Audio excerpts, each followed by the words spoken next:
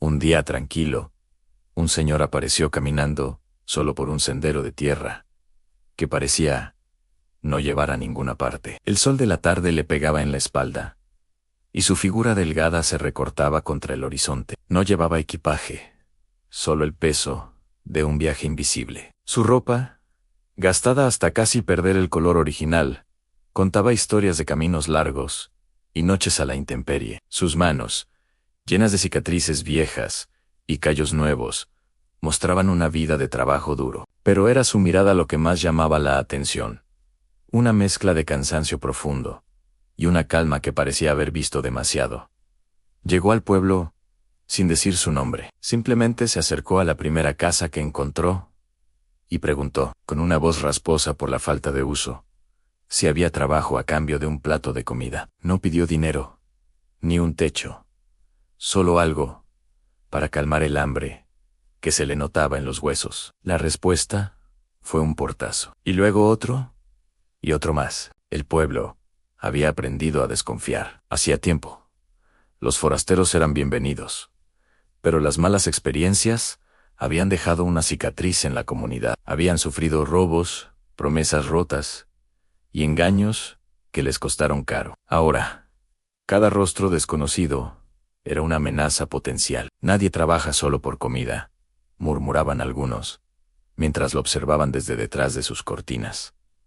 Seguro huye de algo. Para ellos, un hombre sin pasado era un hombre con algo que ocultar. La desconfianza era un muro invisible que lo rodeaba, más alto y sólido que cualquier cerca. Casi al final del pueblo, cuando ya el sol comenzaba a esconderse y la esperanza del hombre parecía agotarse junto con la luz, una puerta se abrió. Era la casa de Elena, una viuda que vivía sola en una propiedad vieja y un poco descuidada, al borde de la comunidad.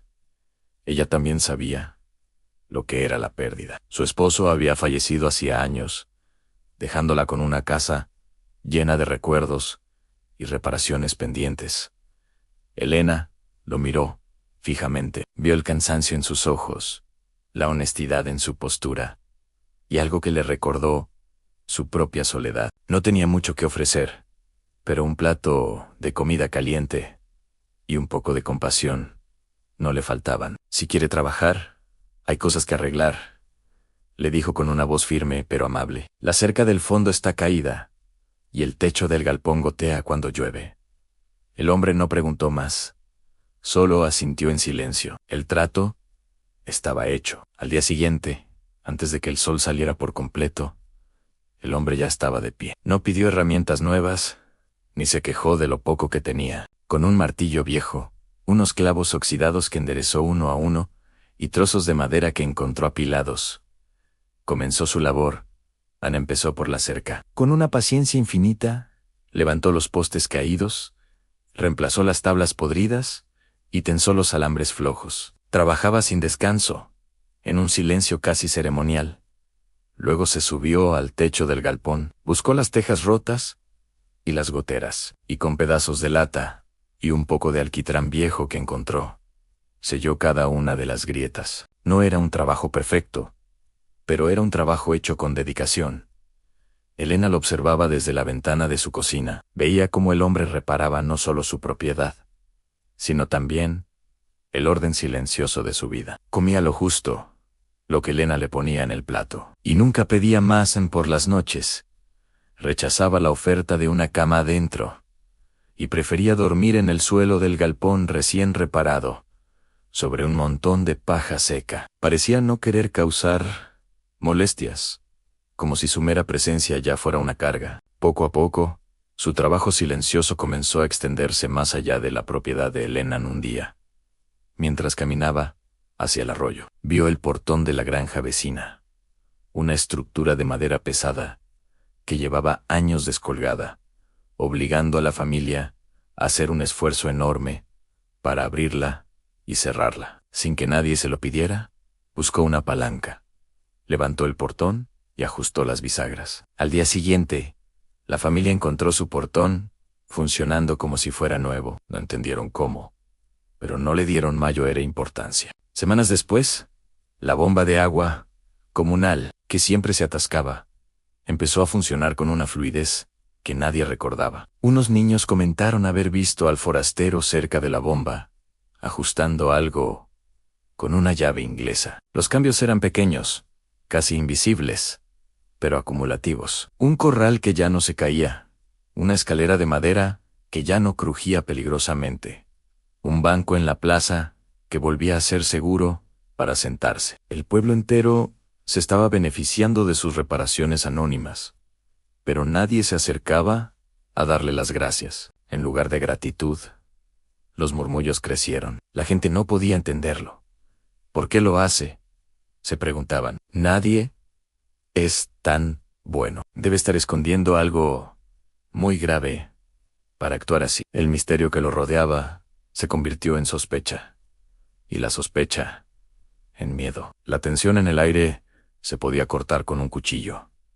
Elena también sentía esa tensión. Defendía al hombre cuando escuchaba los rumores, pero en el fondo, una pequeña semilla de duda comenzaba a crecer en su corazón. ¿Y si tenían razón? ¿Y si estaba albergando a un fugitivo? La amabilidad que le había ofrecido ahora parecía un riesgo. Una tarde, el sol cayó, y el hombre no regresó del campo como de costumbre. Elena esperó con la cena en la mesa, pero su plato se quedó frío. La preocupación le ganó a la duda, y salió a buscarlo. Lo encontró cerca del arroyo, desmayado, con la piel pálida y la respiración débil. Con la ayuda de un vecino, lo llevaron a su casa y llamaron al médico rural. El diagnóstico del médico fue claro y contundente en desnutrición severa, agotamiento extremo y una vieja lesión en la espalda que nunca había sanado correctamente. El hombre había estado trabajando al límite de sus fuerzas, alimentándose apenas y durmiendo en el suelo. Todo mientras su cuerpo se consumía lentamente. Mientras lo cuidaban, Elena revisó el pequeño bulto de tela, que eran sus únicas pertenencias. Dentro, encontró un documento oficial, doblado y gastado por el tiempo. Era su identificación, y con ella, la verdad salió a la luz. El hombre tenía un nombre y una historia. Había sido un respetado maestro de obra en un pueblo al otro lado de las montañas. Años atrás, había perdido a su esposa y a su único hijo en el derrumbe de una construcción. La investigación posterior reveló que el accidente fue causado por negligencia de la constructora, que usó materiales de mala calidad para ahorrar costos, pero el caso se cerró sin encontrar culpables. Y la justicia nunca llegó. Destrozado por la tragedia y la impunidad, el hombre abandonó su hogar y su profesión. No podía soportar vivir en el lugar que le había arrebatado todo. Desde entonces, vagaba de pueblo en pueblo, reparando cosas.